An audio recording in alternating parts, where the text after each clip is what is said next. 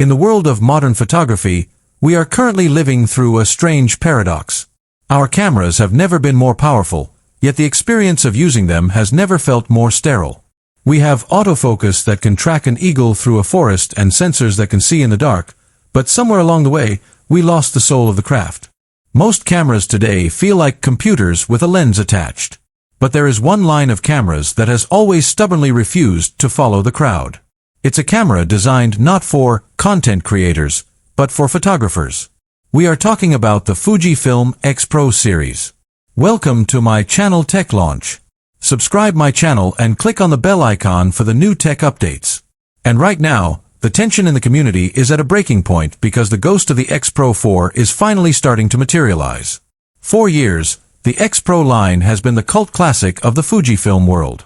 While the XT series moved toward video and the X100 became a viral fashion statement, the XPro remained the rugged, rangefinder-style tool for the street photographer and the documentary artist. But it's been a long wait. The XPro 3 was a divisive masterpiece. Some loved the hidden screen, while others felt it was a step too far.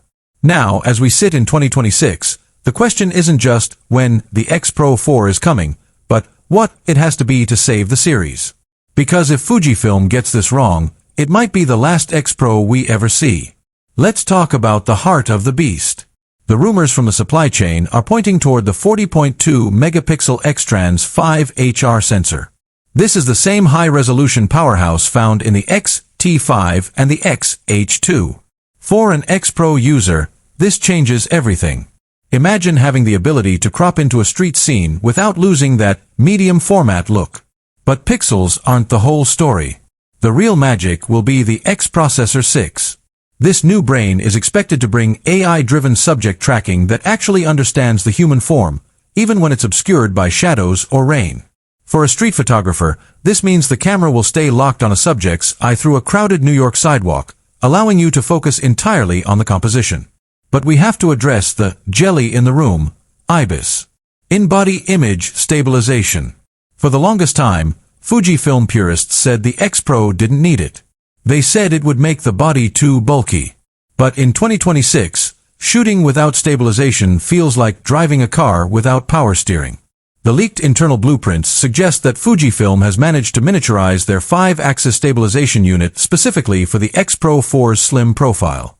This means you can shoot a sharp 1-second handheld exposure at night in an alleyway in Tokyo. It turns the XPro 4 into a handheld low-light monster. Now, let's talk about the most controversial part of the previous generation, the screen. The XPro 3's hidden screen was a love letter to film photography, but it alienated a huge chunk of the market.